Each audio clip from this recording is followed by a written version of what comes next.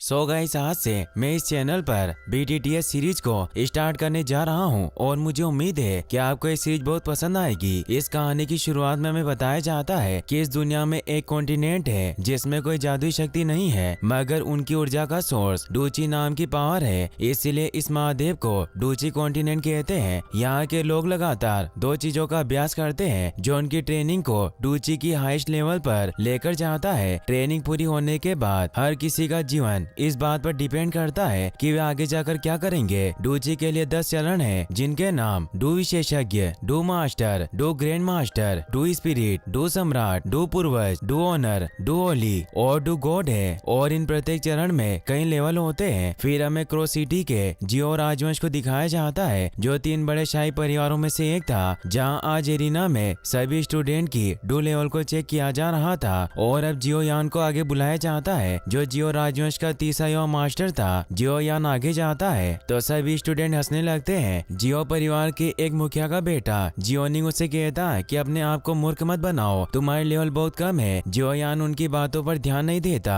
और ऊपर स्टेज पर आ जाता है, जहाँ डू स्तंभ पर अपनी लेवल को चेक करने के लिए हाथ रखता है, मगर उसका डू स्तर केवल 30 लेवल पर होता है, जो बहुत कम था। इसीलिए सभी उसका मजाक उड़ाते हैं, क्योंकि बचपन में उसे जीनियस कहा जाता है। उसकी पावर बचपन में ही 30 लेवल पर पहुंच गई थी और 11 साल की उम्र में उसने 10वें डूची स्तर को पार कर लिया था, मगर 3 साल पहले से उसकी पावर कम होने लग गई थी। इसीलिए स्टूडेंट बातें करते हैं कि वास्तव में अपने परिवार के लिए निकम्मा लड़का है। जियोनिंग कहता है कि अगर तुम कबीले के मुखिया के बेटे नहीं होते तो तुम्हें बहुत समय पहले ही अपने परिवार से निकाल दिया जाता। फिर अब टेस्ट के लिए जियो मेई नाम की लड़की को बुलाया जाता है। जियो यान उससे पूछता है कि क्या तुम सच में मुझसे नफरत करती हो, मगर वो कोई जवाब नहीं देती। जियो शर्म की वजह से मुंह नीचे करके वहाँ से जाने लगता है। तभी वहाँ जियो जूनियर आ जाता है, जो उसका हाथ पकड़कर कहती है कि तुम्हें परेशान नहीं होना चाहिए। जूनियर को टेस्ट के लिए बुलाया जाता है, इसीलिए वो जियो यान को कहती है कि तुम मेरा इंतजार करना। ये कहकर वो अपना लेवल चेक करने चली जाती है। वो जब अपनी लेवल चेक करती है तो उसका लेवल 9 होता है, जो बहुत ज्यादा था। इससे सभी हैरान रह जाते हैं और सब उसे देखने जाते हैं, मगर जियो यान वही खड़ा रहता है और मन ही मन में कहता है कि जूनियर मैं तुम्हारे लिए काफी खुश हूँ, मगर मैं तुम्हारे लिए अच्छा नहीं हूँ। तभी बारिश होने लगती है और हमें जियो फैमिली के मीटिंग हॉल को दिखाया जाता है, जहाँ जिया ली भी नाम का आदमी जियो परिवार के प्रमुख जान जियो को धमका रहा होता है, क्योंकि उनके बाजार को हड़पना चाहता था। जान जियो जिया लीबी को कहते हैं कि तुम हम पर दबाव नहीं डाल सकते, तो जिया लीबी हंसने लगता है और कहता है कि मेरे पास बहुत पैसे हैं, इसीलिए मैं और एओ बाबा मिलकर तुम्हारे बाजार और वुटेन सिटी के 2 परिवारों का प्रतिनिधित्व कर सकते हैं। और बाजार हमेशा अपने हाईएस्ट बोली लगाने वाले का होता है और हमारा ऑफर तुम्हारे ऑफर से 3 गुना ज्यादा है, इसीलिए तुम हमसे मुकाबला नहीं कर सकते और अगले साल जियो परिवार को क्रो सिटी छोड़नी होगी। इसे जान जियो के पहले और दूसरे एल्डर काफी गुस्सा होते हैं, जो 2 परिवारों के मुखिया थे, और उस पर हमला करने के लिए तैयार हो जाते हैं, मगर जान जियो उन्हें रोक लेता है और जिया लीबी को एक कार्ड दिखाकर बताता है कि मेरे बेटे जियो यान की शादी का प्रपोजल है। तो ऐसे जिया लीबी हैरान रह जाता है। जियो ली का साथी एओबा कहता है कि जियो यान तो वही है जिसने 11 साल की उम्र में 10वें डूची स्तर को पार कर लिया। जिया लीबी जब वो वेडिंग कार्ड पढ़ता है तो उसे पता चलता है कि जियो यान की शादी नालन येन रेन के साथ होने वाली है, तो ऐसे वो शॉक्ड रह जाता है। एओबा कहता है कि शादी का प्रस्ताव कब जारी हुआ, हमें इसके बारे में पता क्यों नहीं चला। जान बताते हैं कि बस एक छोटी सी बात थी, इसीलिए इसे पब्लिक करना जरूरी नहीं था। एओबा जिया लीबी को बताता है कि यूनलेन सेक्ट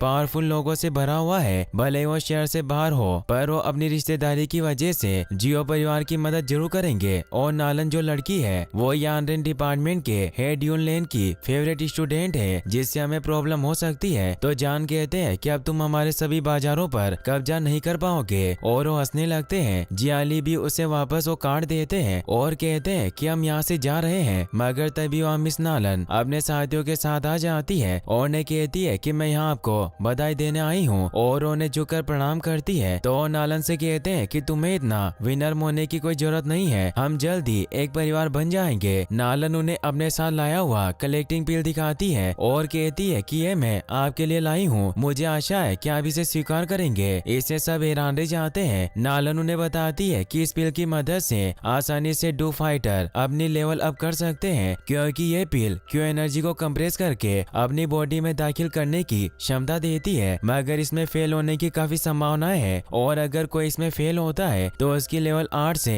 9 स्तर नीचे गिर जाती है। इसीलिए ये पिल केवल 9 स्तर के लोगों के लिए ही काम करती है और उनकी लेवल को अप करती है। जान उसे कहते हैं कि तुम्हें मुझे ऐसा उपहार देने की जरूरत नहीं थी। नालन उन्हें बताती है कि मैं सच्चाई छिपाना नहीं चाहती, मैं जान गई हूँ कि पिछले 3 साल से जियोयान का लेवल काफी नीचे चला गया है, इसीलिए मैं किसी ऐसे आदमी से शादी नहीं कर सकती जो किसी जमाने में जीनियस रहा हो। मैं शादी का ये कॉन्ट्रैक्ट तोड़ना चाहती हूँ। जान हैरान हो जाते हैं और कहते हैं कि यह कोई बच्चों का खेल नहीं है। इस कॉन्टिनेंट में किसी जुड़ाव को बाधित करना इतना आसान नहीं होता। नालन कहती है कि बेशक मैं ये जानती हूँ, इसीलिए मैं इस कॉन्ट्रैक्ट को तोड़ने के लिए ये कलेक्टिंग पिल आपको दे रही हूँ। जान जियो कहते हैं कि मुझे लगता है कि तुम्हारे डिपार्टमेंट के हेड यूलेन इससे सहमत नहीं होंगे। नालन कहती है कि मैंने सेक्शन लीडर यूलेन से अनुमति प्राप्त कर ली है, क्यों नहीं चाहते कि मैं किसी ऐसे व्यक्ति से शादी करूं जिसकी लेवल मुझसे काफी कम हो और अभी आपका बेटा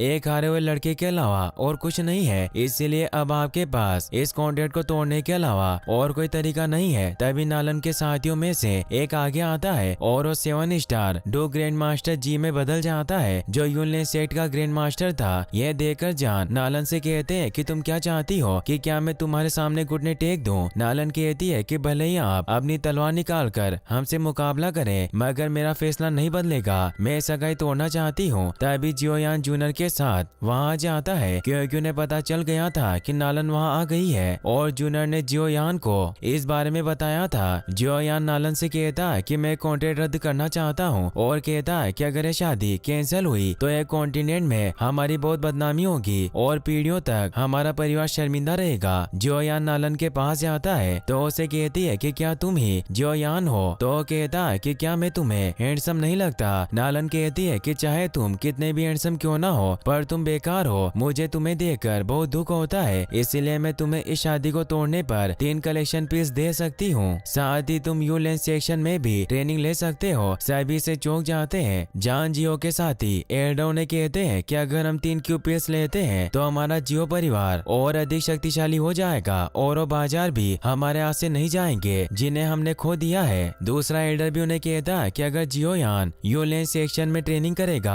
तो अपनी खोई हुई पावर को भी रिकवर कर सकता है। जियाली भी कहता है कि श्रीमती नालन बहुत उदास है, भले ही उसने सगाई को रद्द करके मेरी मदद की, मगर अब जियो परिवार ने इसका समर्थन खो दिया है, इसीलिए वो सभी बाजार जल्दी हमारे होंगे। जियोयान उसे कहता है कि तुम्हें इतनी जल्दी उत्तेजित नहीं होना चाहिए और वो नालन से कहता है कि मैंने फैसला किया है कि मुझे तुमसे तलाक चाहिए। नालन हैरान रह जाती है और वो गुस्से में उसे कहती है कि तुम्हें ऐसा कहकर दोनों पक्षों को चोट पहुंचाई है। अब जी भी गुस्से में अपनी पावर को एक्टिवेट कर लेता है, तो उसे रोकने के लिए जान जियो भी रेज लोएन पावर को एक्टिवेट कर लेते हैं, जिससे वहाँ एक धमाका होता है और वो दोनों लड़ने को तैयार हो जाते हैं। मगर नालन जी को रोक लेती है और जान से कहती है कि हम इसे दूसरे तरीके से हल करेंगे। मैं जियो परिवार को 3 साल देती हूँ। 3 साल बाद जियो लेन यूलेन वार्ड में आ सकता है और मुझसे लड़ सकता है, और अगर ये हार गया तो हमारी शादी नहीं होगी और ये सगाई टूट जाएगी, और अगर तुम जीत गए तो तुम मेरे साथ जो चाहे वो कर सकते हो। फर्स्ट एल्डर कहता है कि उचित नहीं है। कोई मूर्ख भी जानता है कि जियोयान की शक्ति के साथ ऐसा कोई तरीका नहीं है कि वो तुम्हें 3 साल के अभ्यास के बाद हरा सके। सेकंड एल्डर जान से कहता है कि हमारे जियो परिवार के लिए बस एक देरी होगी। 3 साल बाद जियो ली भी वापस हमारे बाजार को हड़पना चाहेगा। नालन उन्हें कहती है कि मेरा सबसे अच्छा ऑफर है जो मैं आपको दे सकती हूँ, और वो जियोयान से पूछती है कि तुम क्या चाहते हो। जियोयान भी उसकी इस शर्त को स्वीकार कर लेता है। तभी वहाँ जूनियर भी आ जाती है, जिसे देखकर जी को अजीब लगता है। नालन कहती है कि अब हमारी बाद में मुलाकात होगी। जियोली भी वहाँ से चला जाता है क्योंकि वो इस 3 ईयर एग्रीमेंट की वजह से कुछ नहीं कर सकता था। नालन भी वहाँ से चली जाती है और वो जाते जाते जियोयान को कहती है कि मुकाबले के लिए मैं तुम्हारा इंतजार करूंगी। जियोयान कहता है कि तुम मुझे धमकाने की हिम्मत कर रही हो क्योंकि मैं कमजोर हूँ। सभी लोग वहाँ से चले जाते हैं। जियोयान काफी परेशान होता है और हॉल से बाहर आता है। जान जियो के साथी एल्डो ने कहते हैं कि जियोयान आगे आने वाली समस्याओं को नहीं जानता। 3 ईयर एग्रीमेंट करके उसने सिर्फ अपनी मौत में देरी की है। जियोयान वहाँ से जाने लगता है। जूनियर उसे रुकने को कहती है, मगर वो नहीं रुकता और वहाँ से भाग जाता है, तो जूनियर उसके पीछे जाती है। जान को उसकी फिक्र होती है। जियोयान दौड़ता हुआ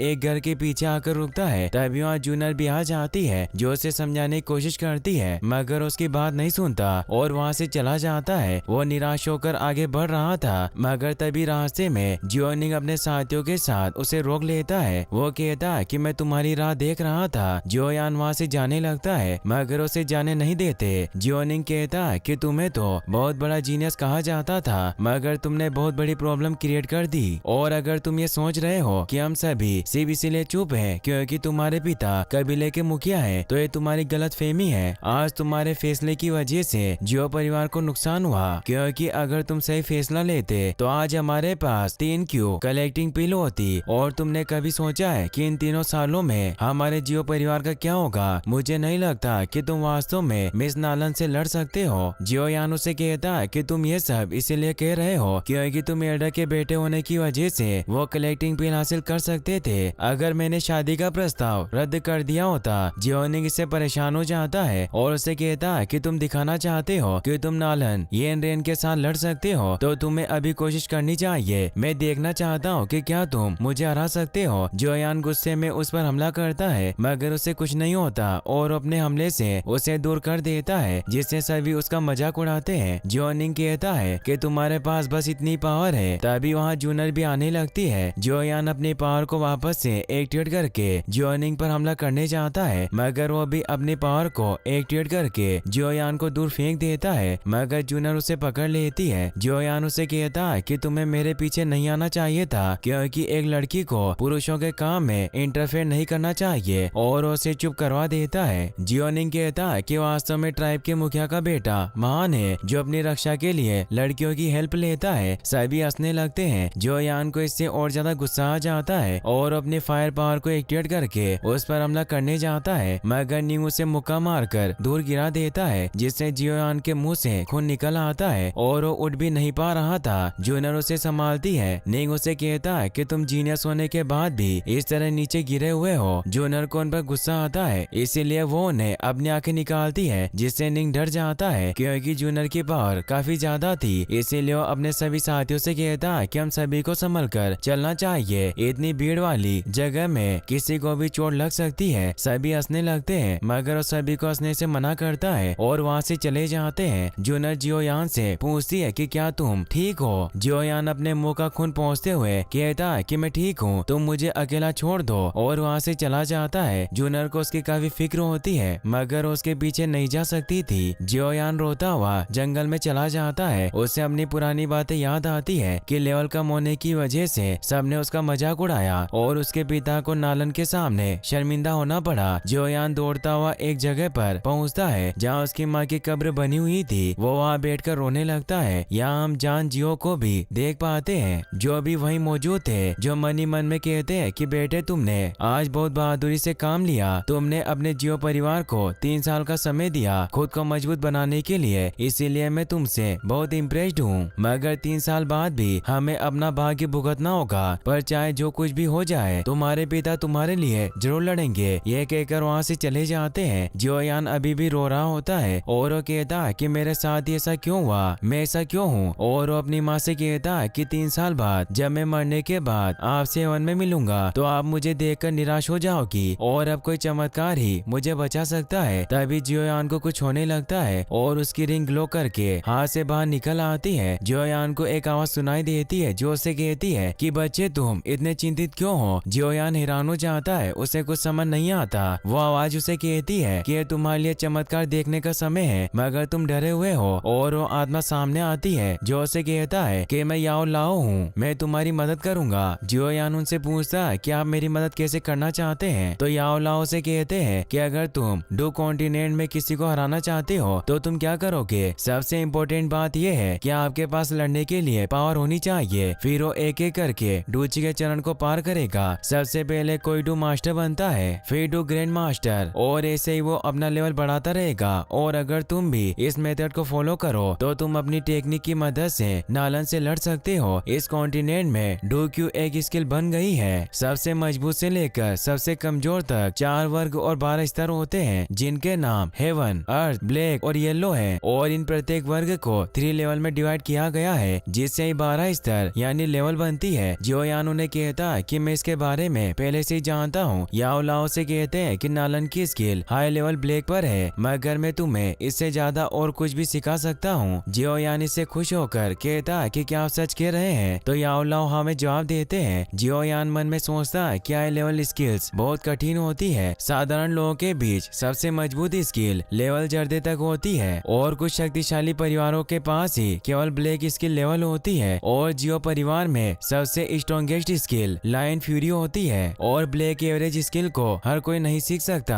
केवल शक्तिशाली साम्राज्य के लोग ही इसे सीख सकते हैं। और सदियों से हेवन लेवल स्किल किसी के पास नहीं है, जिस वजह से नालन का यूनलैंड सेक्ट बहुत पावरफुल है। इसीलिए वो सोचता कि क्या याओ लाओ उनसे भी ज्यादा पावरफुल होगा और उन्हें कहता कि भले ही आपके पास बेहतरीन हुनर हो, मगर जब तक हम सही पिल्स का इस्तेमाल नहीं करते ये बेकार है। यूनलैंड सेक्शन आसानी से क्यू कलेक्टिंग पिल को हासिल कर सकता है और ये पिल केवल लेवल 5 एल्केमिस्ट के द्वारा बनाई जाती है। एल्केमिस्ट उन लोगों को कहा जाता है जो कम साधारण चीजों से मूल्यवान चीजें बना सकते हैं। जो यान कहता है कि तुम जैसा बूढ़ा आदमी उन पिल को कैसे बना सकता है? तो याओ लाओ से कहता है कि मैं खुद एक हाई लेवल एल्केमिस्ट हूँ और लेवल 5 मेरे लिए कुछ नहीं है। तुम मुझे अब से याओ लाओ बुला सकते हो और ये एल्केमिस्ट लेवल मेरे लिए कोई मायने नहीं रखती। यदि तुम मेरे स्टूडेंट बनना चाहते हो तो तुम जितनी चाहे उतनी पिल्स ले सकते हो। जियो यान उन्हें कहता है कि मैं आपसे काफी इम्प्रेस्ड हुआ हूँ, मगर ये पहली बार है जब किसी ने इतनी सफाई से डींगे मारी हो। याओ लाओ कहता है कि क्या तुम मुझ पर विश्वास नहीं करते? जियो यान उन्हें कहता है कि ऐसा नहीं है, मैं आप पर विश्वास नहीं करता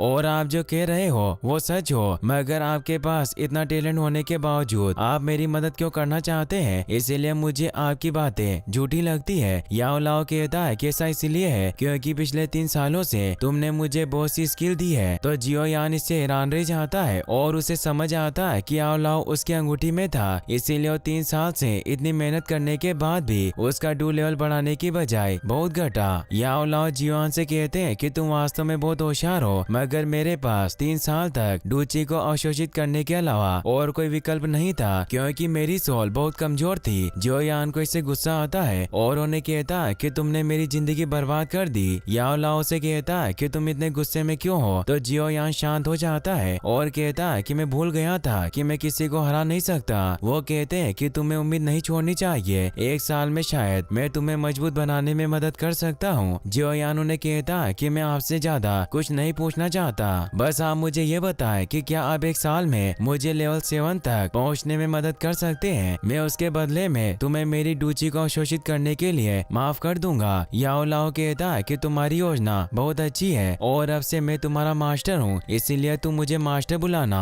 तो जियो यान कहता है कि मैं तुम्हें मास्टर तभी बुलाऊंगा जब तुम मुझे अच्छी तरह से सिखाओगे, क्योंकि तुम ही मुझे स्टूडेंट बनने के लिए भीख मांग रहे हो। और उन्हें बूढ़ा आदमी कहकर बुलाता है। इससे याओ लाओ को गुस्सा आता है और अपनी पावर से वहाँ बेम्बू को जियो यान की तरफ मोड़ देता है, लेकिन उसे चोट नहीं पहुँचाता और हंसता है क्योंकि उसी उसे डरा रहे थे। वो उसे कहते हैं कि मैं तुम्हारी ट्रेनिंग जल्दी स्टार्ट करूंगा, मगर तुम्हें पहले इस पेपर के साथ रॉ मटेरियल्स को हासिल करना होगा। जियो यान जब उस पेपर को पढ़ता है तो उसमें लिखा था कि उसे 3 आर्किड लीव्स, 2 वाशेड मुड बोनस और फर्स्ट लेवल का इविल कोर वुड एलिमेंट लाना है। इससे वो हैरान रह जाता है क्योंकि ये बेहद कीमती रॉ मटेरियल्स थे। अब वो रिंग वापस से जियो यान के हाथ में आ जाती है। जियो यान अपने आप से कहता है कि इस रॉ मटेरियल्स को खरीदने में हजारों सिक्के खर्च हो जाएंगे, मगर फिर वो सोचता है कि पैसे के लिए मैं मर नहीं सकता, इसीलिए मैं इन सभी रॉ मटेरियल्स को हासिल करूंगा। वहीं हम जिया लिबी को उसके महल में देखते हैं, जो अपने बेटे से कह रहा था कि जियो यान ने हमारा प्लान बर्बाद कर दिया। उस 3 ईयर एग्रीमेंट की वजह से हम जियो परिवार के बाजार को नहीं हड़प सकते।